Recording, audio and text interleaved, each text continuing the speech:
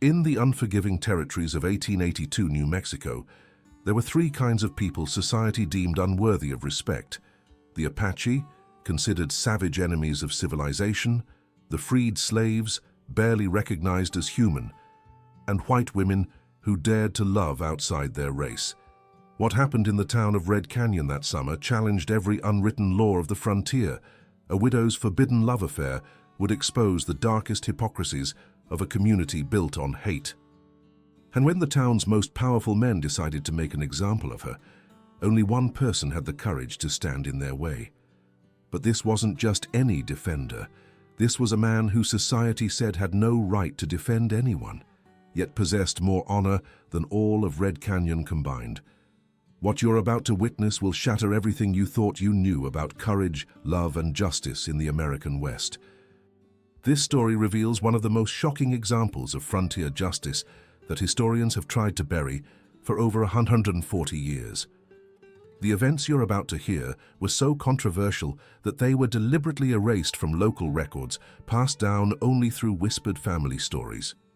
By the end of this video, you'll understand why some acts of defiance echo through generations, and why real courage often comes from the most unexpected places. If this is your first time on the Black Rancher channel, I'm bringing you the untold stories of black heroes who shaped the American frontier in ways history books refuse to acknowledge. Hit that subscribe button right now and ring the notification bell, because these stories deserve to be told and you deserve to know the truth about our past. Share this video with someone who needs to hear about real courage, because what you're about to witness will change how you see the Old West forever. Now let's begin Chapter 1 of a story that proves love and honor know no color. New Mexico Territory, August 1882. The sun blazed mercilessly over Red Canyon as 28-year-old Clara Morrison swept the dust from her front porch for the third time that morning. Her pale blue dress, once elegant but now patched and faded, clung to her slender frame in the oppressive heat. Golden hair, streaked with premature silver from grief and hardship, was pulled back in a simple bun that had come loose from her constant work. 2 years had passed since cholera claimed her husband Thomas, leaving her alone with their small ranch on the outskirts of town. The same people who once tipped their hats respectfully to the wife of the local blacksmith now crossed the street to avoid her gaze. The reason for their disdain had a name: Ayanna. Not that anyone in Red Canyon knew the Apache warrior's real name. To them, he was simply that savage who had been seen too many times near the Morrison place. What they didn't understand, what they refused to understand, was that Ayanna had saved Clara's life 6 months ago, when her horse threw her during a flash flood. Clara had been unconscious when he pulled her from the rushing waters, staying with her until she awoke, speaking gently in broken English as he tended to her injuries with traditional Apache medicine. When she looked into his dark eyes that day, she saw not the demon the townspeople described, but a man of quiet dignity and unexpected gentleness. "Mrs. Morrison!" Clara looked up from her sweeping to see Sheriff William Bradley riding toward her property, his star glinting in the harsh sunlight. Behind him rode 3 other men she recognized: Mayor Cornelius Webb, Judge Preston Hayes, and banker Martin Fitzgerald, the most powerful men in Red Canyon. Her heart hammered against her ribs, but she stood straight, gripping the broom handle like a weapon. Sheriff Bradley, a burly man with iron-gray whiskers, reined in his horse just outside her fence. His pale eyes held no warmth as they studied her face. "Morning, Clara," he said, deliberately using her first name to show disrespect. "We need to have ourselves a talk." "About what, Sheriff?" Her voice was steady despite her fear. Mayor Webb, a thin man with calculating eyes, leaned forward in his saddle. "About the company you've been keeping, Mrs. Morrison. Dangerous company." "I don't know what you mean." Judge Hayes, distinguished-looking with silver hair and cold blue eyes, spoke with the authority of his office. "Don't play ignorant with us, woman. The whole town knows about your association with that Apache buck." The word buck was spat like poison, and Clara felt heat rise in her cheeks. "Ayanna is a good man who helped me when I needed—" "Ayanna," Sheriff Bradley interrupted, his voice rising. "You know its name? Sweet Jesus, Clara, Have you completely lost your Christian mind?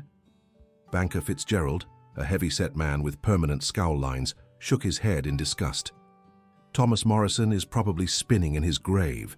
He died protecting this community, and his widow takes up with the enemy. He's not the enemy. Clara stepped forward, her blue eyes flashing with anger. He saved my life. He's shown me more kindness than anyone in this town has since Thomas died. The four men exchanged meaningful looks. That's exactly the problem, Mayor Webb said softly. A white woman showing gratitude to an Apache warrior sends the wrong message to every savage in the territory. It makes us look weak. Judge Hayes nodded gravely. These people understand only strength, Mrs. Morrison. When they see one of our women fraternizing with their kind, they see opportunity. They see weakness to exploit. You're talking about him like he's an animal, Clara protested. Ayanna is intelligent, gentle. Gentle? Sheriff Bradley's laugh was harsh. Those gentle Apaches killed 3 soldiers just last month near Fort Sumner, scalped them and left them for the coyotes. Ayanna wasn't involved in that. How do you know? Banker Fitzgerald demanded. How do you know your precious savage isn't using you to gather information about our defenses, about our routines? Clara's hands trembled with fury. Because I know his heart. Because I've seen his soul. The silence that followed was deafening. Sheriff Bradley slowly dismounted, his hand resting on his gun belt. Clara Morrison, I'm hereby ordering you to cease all contact with hostile Apache elements. This is not a request. You can't order me who to see on my own property. Mayor Webb's voice turned cold as winter wind. Actually, we can. The town council has voted unanimously. Any citizen providing aid, comfort, or companionship to Apache raiders will be considered an enemy of the community. Judge Hayes pulled out an official-looking document. I've signed a writ authorizing the sheriff to take whatever measures necessary to protect this community from Indian sympathizers. Clara felt the world spinning around her. You can't do this. I have rights. Rights? Banker Fitzgerald snorted. A woman who beds down with savages has forfeited her rights to protection under civilized law. The crude accusation hit Clara like a physical blow, but she lifted her chin defiantly. Whatever you think of me, I won't be bullied into abandoning a friend who has shown me nothing but respect and kindness. Sheriff Bradley stepped closer, his voice dropping to a menacing whisper.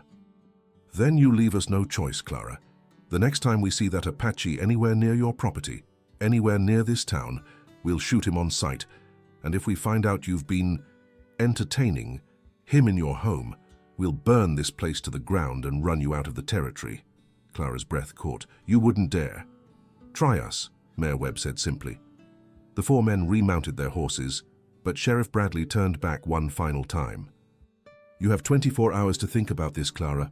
After that, we'll be watching closely. As they rode away, Clara sank onto her porch steps, tears finally flowing freely.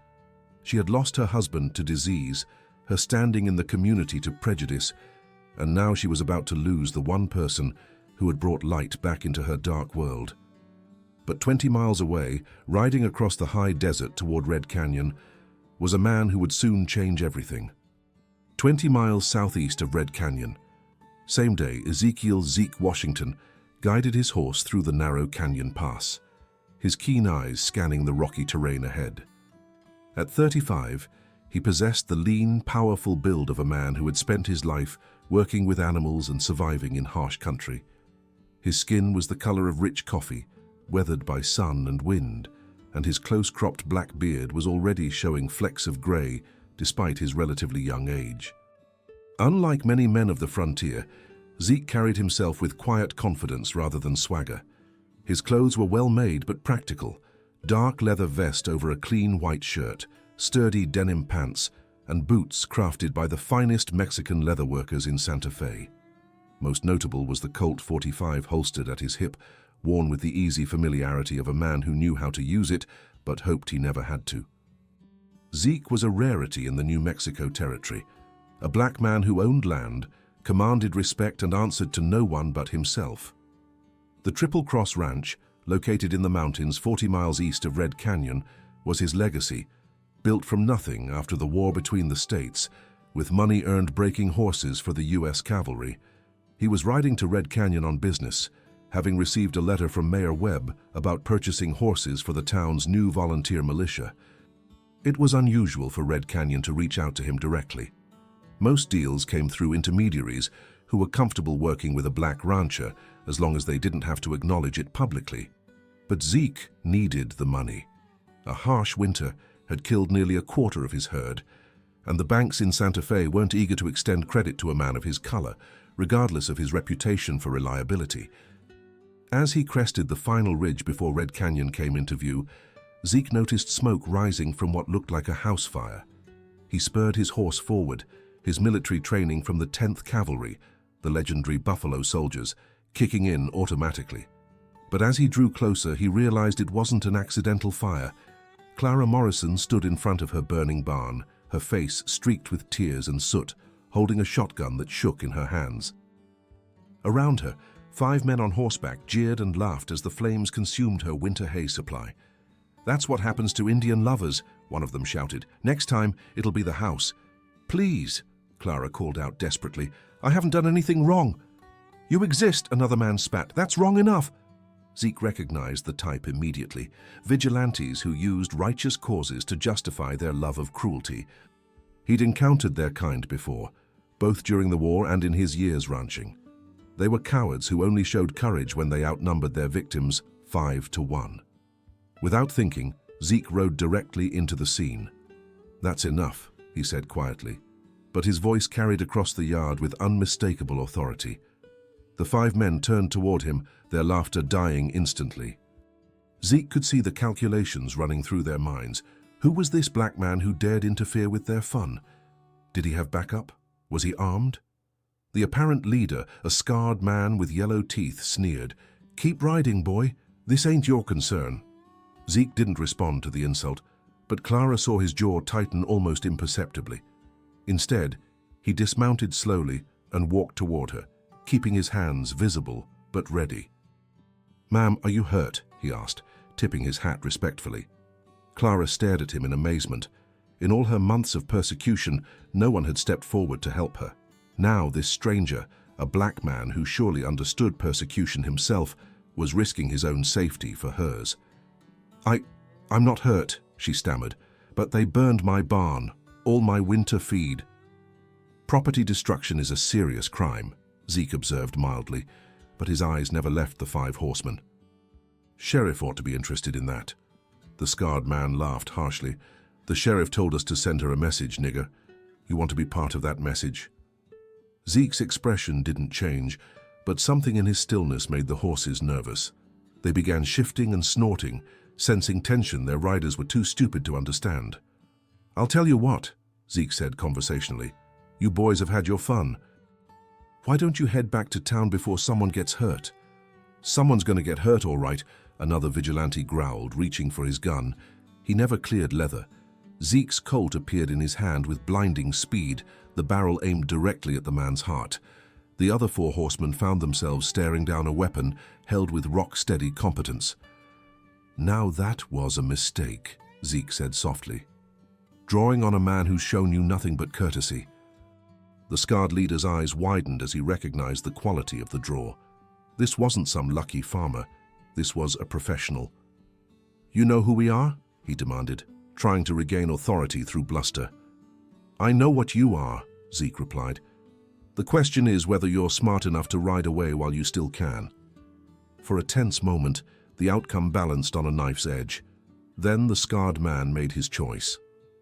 "This ain't over," he muttered, backing his horse away. "Not by a long shot." "It is for today," Zeke said firmly.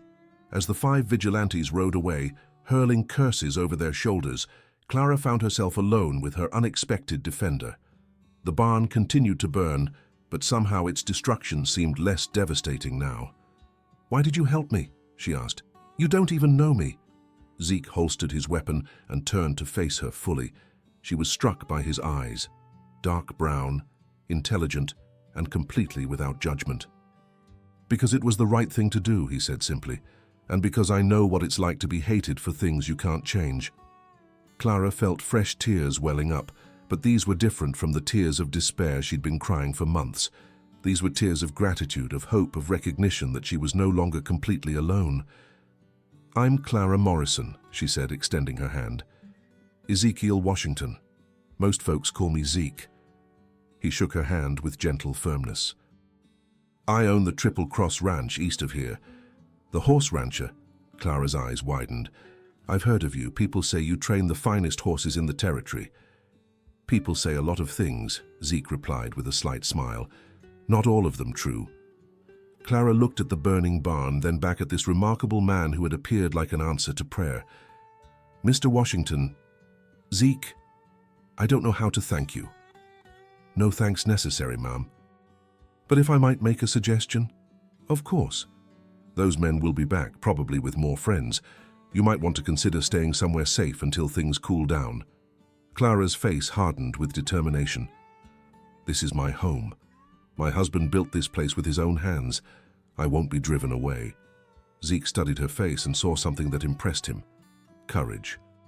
Real courage, not the fake bravado of the vigilantes, but the quiet strength of someone who had decided to make a stand, regardless of the consequences.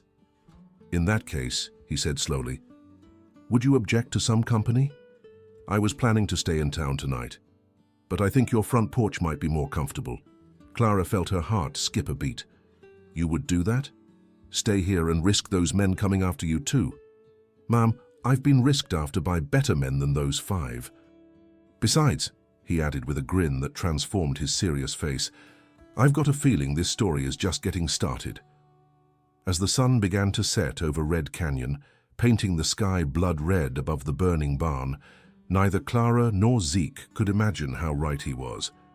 "Before we continue with this incredible story, I need to tell you something important. What you're witnessing here is just the beginning of one of the most shocking tales of courage and defiance in frontier history.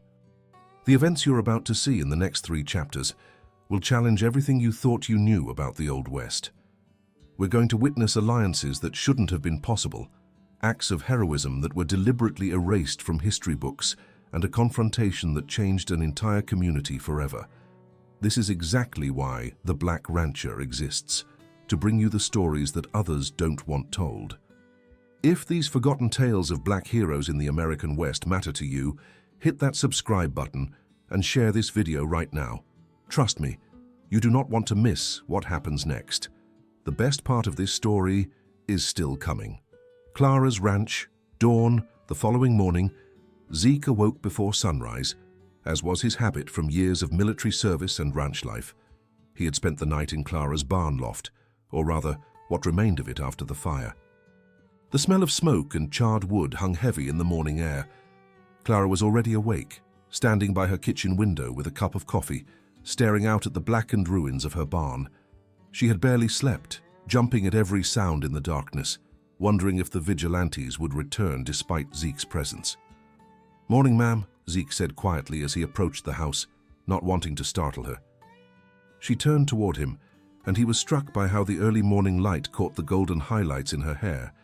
Despite her troubles, despite the persecution she faced, there was something beautiful and unbroken about Clara Morrison. "Good morning, Mr. Washington. I made coffee if you'd like some." "I'd be grateful for it. And please, call me Zeke." As Clara poured him a cup from her battered tin coffee pot, she found herself studying this man who had appeared like a guardian angel. In daylight, she could see more details.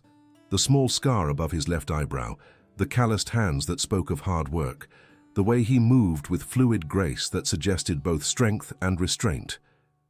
"Zeke," she said carefully, "can I ask you something?"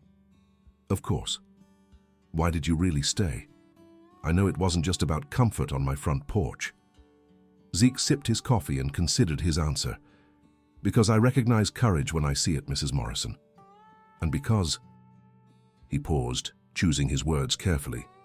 "Because I know what it's like to care about someone the world says you shouldn't." Clara felt her breath catch. "What do you mean?" Before Zeke could answer, they both heard it. The soft whistle of a meadowlark, repeated 3 times in perfect pitch. Clara's coffee cup nearly slipped from her fingers. "That's him," she whispered. "That's Ayana." Zeke set down his cup, his expression serious. "The Apache warrior?" "Yes. He uses that signal to let me know he's near so I won't be frightened." "And you're sure he's coming alone?" Clara nodded without hesitation. "Ayanna would never put me in danger." "Then I'd like to meet him." Clara stared at Zeke in amazement. "You would? But why?" "Because any man brave enough to risk visiting you, knowing what it might cost him, is worth knowing." 20 minutes later, Ayanna emerged from the desert brush with the silent grace that had made the Apache legendary. He was a man of perhaps 30 years, lean and powerful, with intelligent dark eyes that missed nothing. His black hair was long and unbound, and he wore traditional Apache clothing, buckskin shirt and pants, moccasins that made no sound on the rocky ground. But it was his face that held Zeke's attention, proud, gentle, and unmistakably concerned as he saw the burned barn and realized Clara had been in danger. "Clara," Ayanna said in accented but clear English, "you are hurt." "I'm fine," she assured him, then turned to Zeke. "Ayanna, this is Ezekiel Washington. He helped me yesterday." Ayanna's eyes assessed Zeke with the shrewd judgment of a warrior, noting the gun belt, the confident posture, the lack of fear despite meeting an Apache alone. What he saw apparently satisfied him, because he nodded respectfully. "You have my gratitude, Ezekiel Washington." "Just doing what needed doing," Zeke replied, "and you have my respect for caring enough about Mrs. Morrison to risk coming here." The two men regarded each other across the cultural divide that separated them and found something neither had expected: mutual recognition of honor. "The men who did this," Ayanna said, gesturing toward the barn, "they will return." "Count on it," Zeke confirmed grimly, "and probably with more friends." Ayanna's jaw tightened. "Then Clara must come away." "To my people, where she will be safe." "No," Clara said firmly, "I won't run away. This is my home." "Then I will stay and fight beside you," Ayanna declared. "And bring the whole U.S. Army down on your tribe?" Zeke asked quietly. "Because that's what will happen if you kill white men in defense of a white woman. Right or wrong, that's how it'll be seen." Ayanna's eyes flashed with anger, but Zeke could see the warrior understood the brutal logic. "So what do you suggest?" Ayanna asked. Zeke was quiet for a long moment, his mind working through possibilities. Finally, he looked at both of them, the white woman who had been outcast for showing kindness to an Apache, and the Apache warrior who risked everything to protect her. "I suggest we make them an offer they can't refuse." "What kind of offer?" Clara asked. Zeke's smile was grim but determined. "The kind that forces them to show their true colors in front of the whole town. The kind that makes them choose between their prejudice and their greed." As he outlined his plan, both Clara and Ayanna realized they were listening to something far more dangerous than a simple strategy. They were hearing the blueprint for a revolution that would challenge every assumption Red Canyon held about race, power, and justice. And by the time the sun reached its zenith that day, the entire territory would be talking about what happened when a black rancher, a white widow, and an Apache warrior decided to make their stand together. What you just witnessed, a black rancher, a white woman, and an Apache warrior forming an alliance, was absolutely unthinkable in 1882. This kind of partnership could have started a war, destroyed a town, or changed the course of frontier history. And we're just getting to the most incredible part of this story. If you're enjoying these forgotten tales from the Black Rancher, make sure you're subscribed and have notifications turned on, because the stories I share here aren't just entertainment, they're American history that deserves to be remembered. Share this video with someone who needs to hear about real courage, because what happens next will leave you speechless. Red Canyon Town Hall.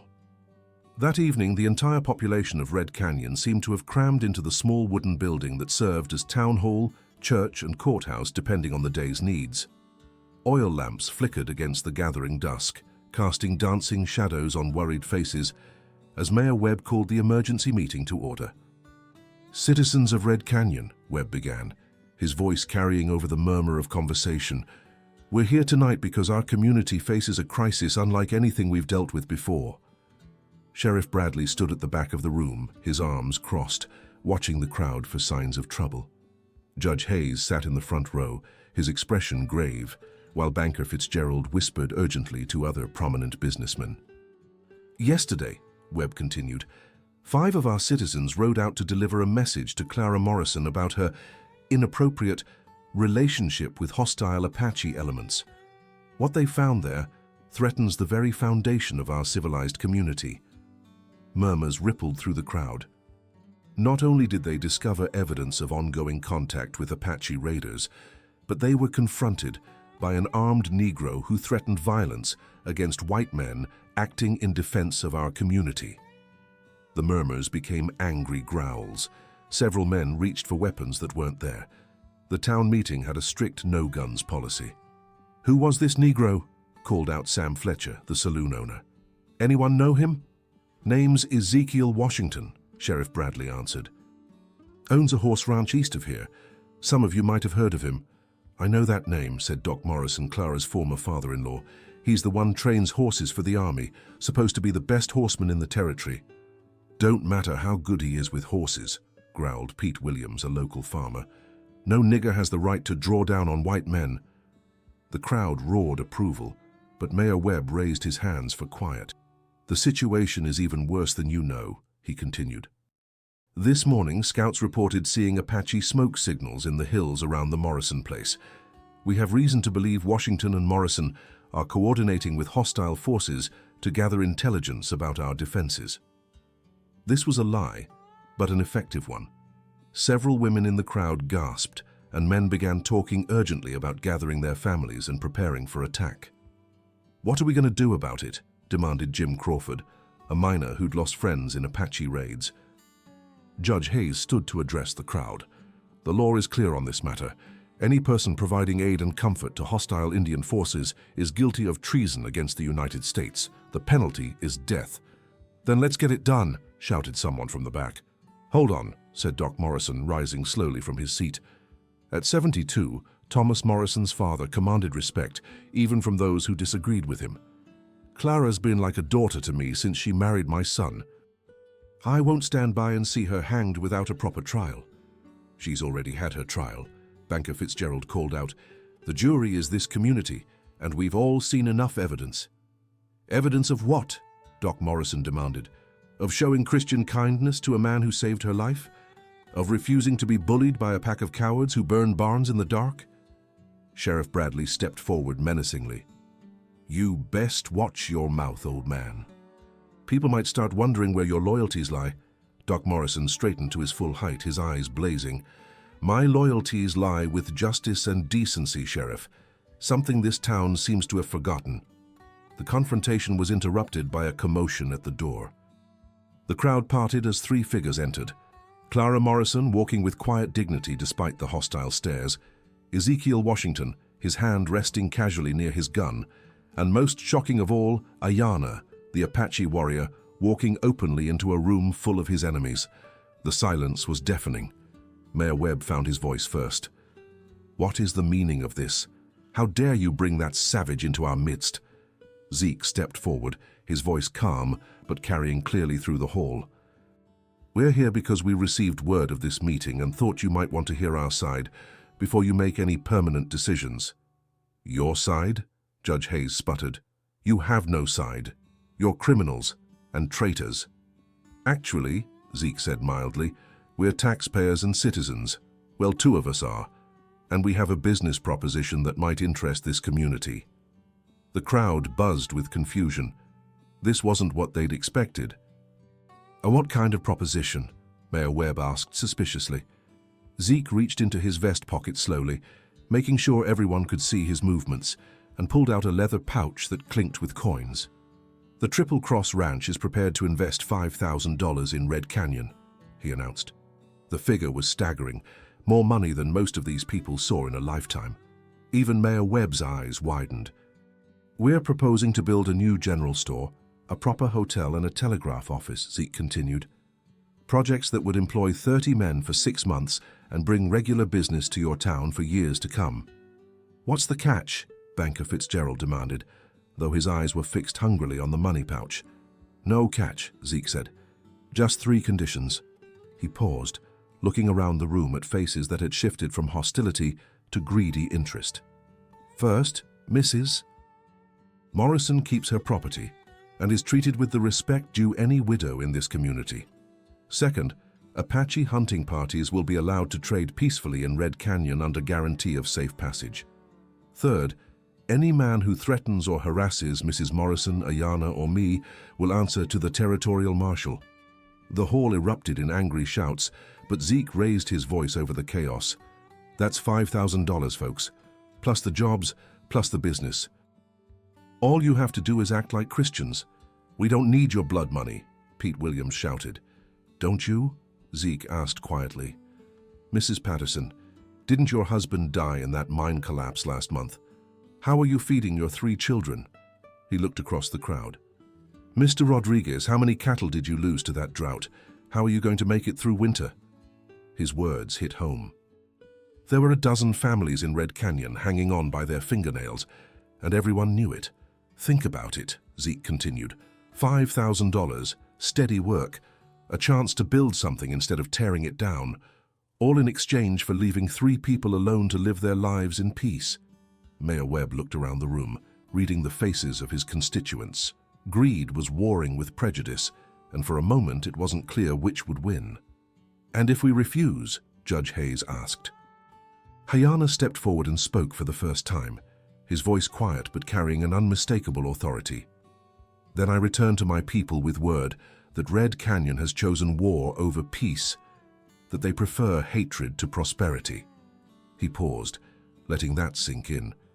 And my people will remember that choice when they decide how to respond to future misunderstandings.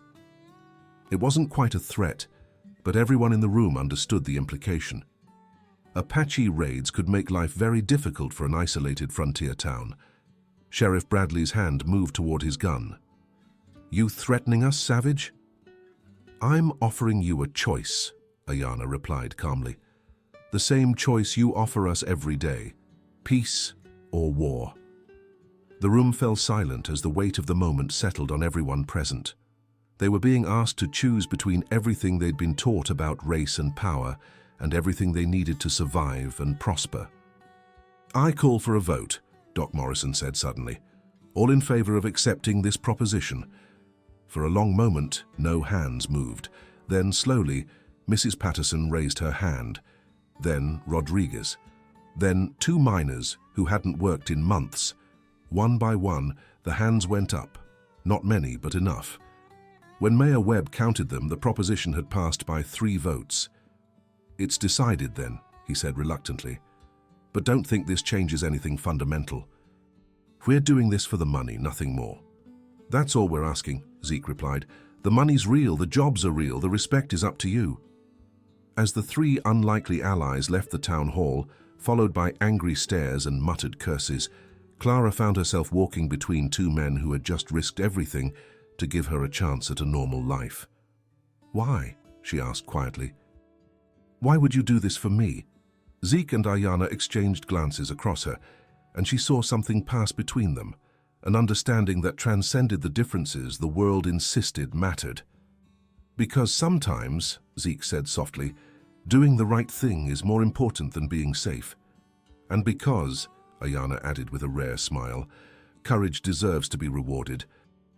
But as they walked through the hostile crowd, none of them noticed Sheriff Bradley slipping out the back door, or the group of hard-faced men who followed him into the night. Clara's ranch. 3 days later, just before dawn, the attack came with the rising sun, just as Zeke had expected it would. Sheriff Bradley might have been forced to accept the town's vote publicly, but men like him didn't give up their power easily. They just got more creative about exercising it. Zeke had been awake for an hour, watching the approaches to Clara's ranch from the ruins of the burned barn. His military training had taught him to read terrain and anticipate enemy movements, skills that had served him well in the Indian Wars and served him even better now. He counted 12 men moving through the desert scrub, more than he'd anticipated. They weren't the clumsy vigilantes from before. These moved with purpose and discipline. Bradley had obviously recruited men with military experience, probably some of the out-of-work miners who'd voted against the proposition. Clara, he called softly toward the house. "Time to go." She emerged from the kitchen, carrying the shotgun he'd helped her clean and load the night before. In the 3 days since the town meeting, she'd transformed from a frightened widow into something harder, more determined. Her blonde hair was braided back practically, and she wore men's clothing that wouldn't restrict her movement. "How many?" she asked. "Too many for a fair fight," Zeke admitted. "But we're not looking for fair." Ayanna materialized from the shadows near the well, silent as a ghost despite his size. He carried a Winchester rifle, a gift from Zeke, and had positioned himself to cover the eastern approach, where the terrain offered the best concealment. "They think we'll run," Ayanna observed quietly. "When we don't, they'll get careless." "That's what I'm counting on," Zeke replied, checking his Colt one final time. "Remember, we're not trying to kill anyone unless we have to. We just need to make our point clear enough that they won't come back."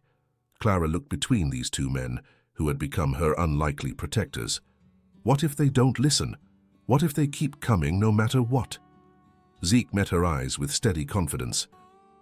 "Then we'll cross that bridge when we come to it. But Clara, I need you to promise me something." "What?" "If this goes bad, if it looks like we can't hold them, you get on that horse and ride to Fort Sumner. Don't look back. Don't hesitate. Just go." Clara lifted her chin with familiar stubbornness. "I told you before, Mr. Washington, this is my home. I'm not running." Despite the danger closing in around them, Zeke found himself smiling. "Yes, ma'am, I remember." The first shot came from the ridge above the house, kicking up dust near Clara's feet. It was followed immediately by a shout from Sheriff Bradley, who had positioned himself behind a boulder outcropping with clear fields of fire. "Morrison, Washington, you've got 1 minute to surrender before we come in shooting." Zeke cupped his hands and called back, "Bradley, you're trespassing on private property. Leave now, and no one gets hurt." "The only ones getting hurt are you three," Bradley shouted back. "You think that fancy vote protects you? I've got federal authority here. You're harboring hostile Indians and threatening white citizens." "What federal authority?" Zeke demanded. "Show me your warrant." The silence that followed told him everything he needed to know. This was vigilante justice, pure and simple. Bradley was acting on his own, probably hoping to present the town with a fait accompli once the troublemakers were dead. 30 seconds, Bradley called out. Ayanna had vanished into the brush near the corral, using terrain and shadows the way only an Apache could. Clara had taken position behind the stone well, her shotgun trained on the main approach to the house. Zeke crouched behind what remained of the barn's stone foundation, his eyes constantly moving as he tracked the attackers' positions. "Time's up," Bradley roared. The desert exploded into violence. Muzzle flashes erupted from a dozen positions as the attackers opened fire simultaneously. Bullets whined off stones and splintered the few pieces of wood still standing from the barn. Clara's shotgun boomed in response, and somewhere in the brush, Ayanna's Winchester began its deadly work. But it was Zeke who shocked everyone with his response to the ambush. Instead of taking cover and returning fire, he did something completely unexpected. He charged. Years of cavalry training had taught him that sometimes the best defense was an overwhelming offense. With a rebel yell that would have made his Confederate enemies proud, Zeke sprinted directly toward the largest concentration of attackers, his Colt blazing. The psychological effect was devastating. Men who had expected to pick off cornered victims suddenly found themselves facing a professional soldier who fought like his life depended on it, because it did. 2 of Bradley's men broke and ran immediately. A third dropped his rifle and dove behind cover, more concerned with survival than victory. In seconds, Zeke had turned 12-3 odds into something much more manageable. "He's crazy!" someone screamed. "The nigger's gone crazy!" But Ayanna, watching from concealment, recognized what he was seeing. Not madness, but the controlled fury of a warrior defending what mattered to him. It was something he understood completely. The Apache rose from the brush like an avenging spirit, his rifle finding targets with deadly precision. He wasn't trying to kill. That would bring the full weight of the U.S. Army down on his people, but his shots were placed with surgical accuracy to wound and discourage. One attacker grabbed his shoulder and stumbled away, cursing. Another yelped as a bullet creased his thigh. A third lost his hat and most of his courage when Ayanna's shot passed close enough to part his hair. Clara, meanwhile, was proving that being underestimated was sometimes an advantage. Her first shotgun blast had been aimed high, but the spreading pellets and thunderous noise had sent two men scrambling for better cover. Her second shot, more carefully aimed, peppered the ground near Sheriff Bradley's position and made him duck lower behind his boulder. "Enough!" Bradley shouted. "Fall back! Fall back!" But Zeke wasn't done making his point. With two quick shots, he destroyed the water barrels Bradley's men had been using for cover, soaking them and making their positions untenable. "Next time I won't aim high," he called out as the attackers retreated in disorder. "This is private property, Bradley. Stay off it." The sheriff's response was a string of curses that would have made a cavalry sergeant blush, but he and his remaining men continued their retreat across the desert, dragging their wounded with them. As the dust settled and the echo of gunshots faded, the three defenders found themselves looking at each other across the battlefield, hardly believing they had survived. "Everyone all right?" Zeke asked, reloading his Colt with practiced efficiency. "I'm fine," Clara said, though her hands were shaking slightly from adrenaline. "Unharmed," Ayanna confirmed, emerging from the brush like a ghost made solid. They had won, but all three knew this wasn't over. Bradley would be back, probably with more men and federal backing. The territorial government wouldn't tolerate armed resistance to local law enforcement, even corrupt law enforcement. "What now?" Clara asked, voicing what they were all thinking. Zeke holstered his weapon and looked around at the ranch that had become a battleground. "Now we finish what we started, but not here." "What do you mean?" Clara asked. "I mean we take this fight to where it belongs, the territorial capital. We are going to Santa Fe to file formal complaints against Bradley for abuse of authority and destruction of private property. And we're going to demand a federal investigation into corruption in Red Canyon." Ayanna raised an eyebrow. "You think the white man's courts will listen to us?" "I think they'll listen to $5,000 and the threat of Apache raids if justice isn't done," Zeke replied with a grin. "Money and fear, the two things that motivate politicians everywhere." Clara stared at him in amazement. "You'd really do that? Risk your ranch, your reputation, everything?" Zeke looked at her steadily.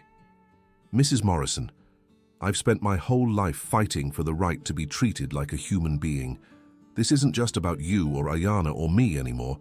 This is about whether courage and decency mean anything on the frontier." Ayanna nodded slowly. "My people have a saying, when you make camp with wolves, you must sleep with one eye open. But when you make camp with eagles," he looked at Zeke and Clara with something approaching respect, "eagles watch each other's backs." As the three unlikely allies prepared for the journey to Santa Fe, a journey that would either vindicate their stand or destroy them completely, none of them could have imagined that their story would one day be whispered around campfires across the territory. The tale of the Black Rancher, the White Widow, and the Apache warrior who stood together when the whole world told them to stand apart. 6 months later, Red Canyon. The new general store gleamed in the afternoon sun, its fresh pine boards and glass windows a stark contrast to the weathered adobe buildings around it. Construction on the hotel was nearly complete, and the telegraph lines stretched toward the horizon, connecting Red Canyon to the wider world for the first time in its history.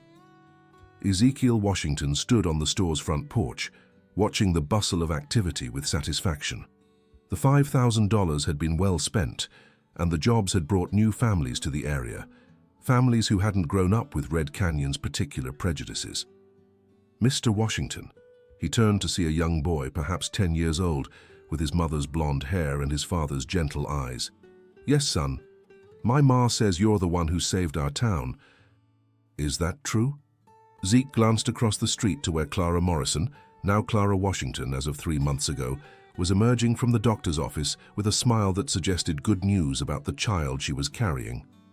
"Your ma did most of the saving herself," he told the boy. "I just helped a little." The truth was more complicated, of course. The territorial governor's investigation had resulted in Sheriff Bradley's dismissal and the installation of a new territorial marshal who actually enforced the law impartially. The Apache trading post had brought peaceful contact between the tribes and the town, reducing tensions throughout the region, and the economic prosperity had given Red Canyon's citizens more important things to worry about than the color of their neighbor's skin. But some changes ran deeper than law and economics. As Zeke watched, Ayanna rode into town leading a small group of Apache traders, just as he did every Thursday. The children no longer ran screaming when they saw him. The adults no longer reached for weapons. He was simply another businessman conducting his affairs, respected for his fair dealing and quiet dignity. That evening, as the three friends sat on the porch of the house Zeke had built for Clara, watching the sunset paint the desert in shades of gold and crimson, they reflected on how far they had come. "Do you ever regret it?" Clara asked, one hand resting on her growing belly while the other held her husband's calloused fingers. "Everything you risked for a stubborn widow and her Apache friend?" Zeke considered the question seriously. He had indeed risked everything: his ranch, his reputation, his life. He had made enemies who would never forget or forgive. He had challenged systems of power and prejudice that were older than the territory itself. "Never," he said finally. "Some things are worth fighting for. Some stands are worth taking regardless of the cost." Ayanna, whittling a small horse from a piece of pine for the child who would soon call him uncle, looked up with one of his rare smiles. "My grandfather used to say that courage was not the absence of fear, but action in spite of fear. He would have liked you both." As night fell over Red Canyon, the three friends sat in comfortable silence, knowing that they had done something rare and precious. They had proven that love, honor, and friendship could transcend the barriers that men built to separate themselves from one another. Their story would be passed down through generations, sometimes embellished, sometimes simplified, but always remembered as proof that even in the darkest times, there were those willing to stand for what was right. The Black Rancher, the White Widow, and the Apache warrior had made their stand, and the frontier was never quite the same. This incredible true story from our frontier past proves that real courage has no color, and that the most powerful force for change has always been ordinary people willing to do extraordinary things. The alliance between Ezekiel Washington, Clara Morrison, and Ayanna challenged every assumption about race and power in 1882 America. Their stand changed not just Red Canyon, but influenced territorial policy throughout the Southwest, proving that when good people unite for justice, even the most entrenched prejudices can be overcome. If stories like this matter to you, if you believe these forgotten tales of black heroes deserve to be remembered and shared, then I need your help. Hit that subscribe button right now and ring the notification bell so you never miss these powerful stories from the Black Rancher. Share this video with your family, your friends, your social media. These aren't just entertaining stories. They're American history that deserves to be told.